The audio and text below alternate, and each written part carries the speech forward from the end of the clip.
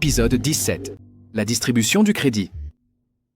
On nous dit parfois que, pour briser le monopole que détiennent les banques privées sur la création de crédit, il suffirait qu'une banque publique crée et prête de l'argent à des conditions plus avantageuses. Mais que se passe-t-il si cela n'est pas vrai? Selon l'analyse du crédit social du Major CH, Douglas, à ne pas confondre avec le crédit social chinois, l'économie exige en réalité qu'une certaine proportion de la masse monétaire soit créée sans dette et injectée comme un don gratuit pour que le système fonctionne correctement. En d'autres termes, quelles que soient ses autres missions, une banque publique nationale doit non seulement créer et injecter sa propre monnaie, mais une monnaie d'une nature radicalement différente. Du crédit sans dette.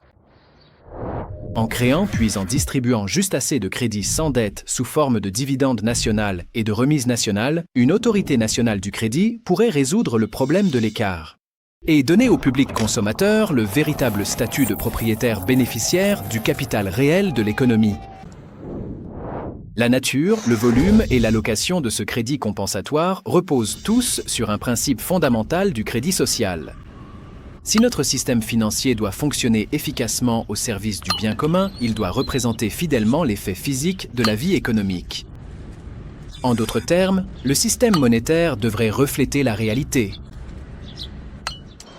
Si par exemple, le flux de production disponible a déjà été entièrement payé par la communauté, en termes physiques, et cela devrait nécessairement être le cas, sinon aucune production n'existerait, alors la communauté devrait pouvoir payer l'intégralité de sa production, en termes financiers, sans avoir à gagner plus d'argent.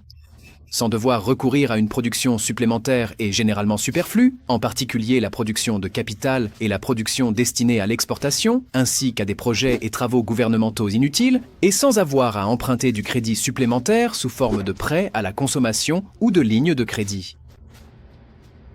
C'est tout simplement une exigence d'équité d'appeler un chat et d'enregistrer avec exactitude sur le plan financier la réalité physique correspondante.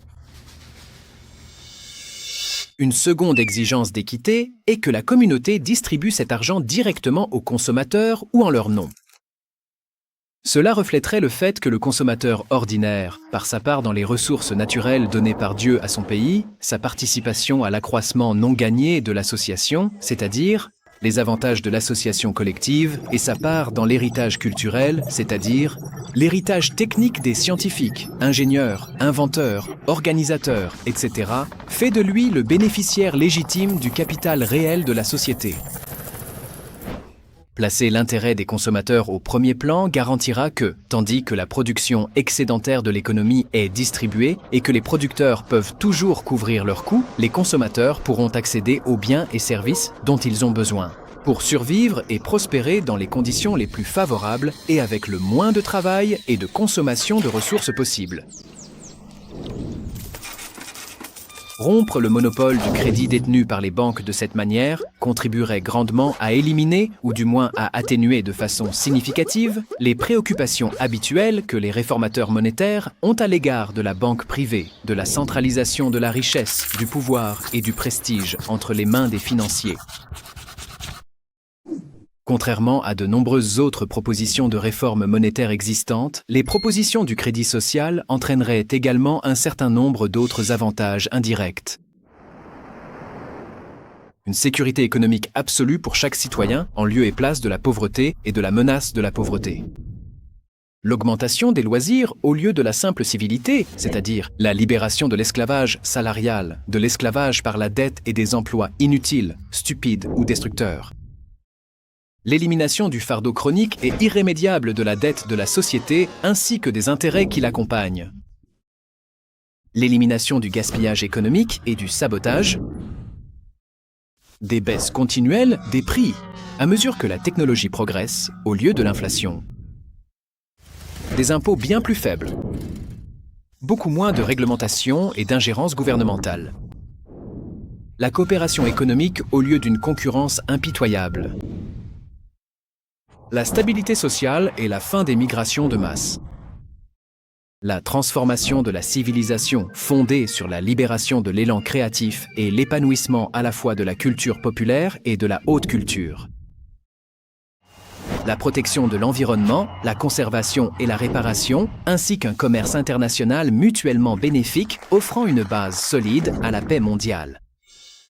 Tout ce qui est physiquement possible et souhaitable devrait être financièrement possible. Il suffit de modifier le système financier pour qu'il reflète fidèlement la réalité et le potentiel de l'économie réelle. Cette série animée a été sponsorisée par l'Institut Clifford Hugh Douglas pour l'étude et la promotion du crédit social. Pour plus d'informations sur le Douglas Social Credit, veuillez consulter le site socred.org ou socialcredit.com.ao.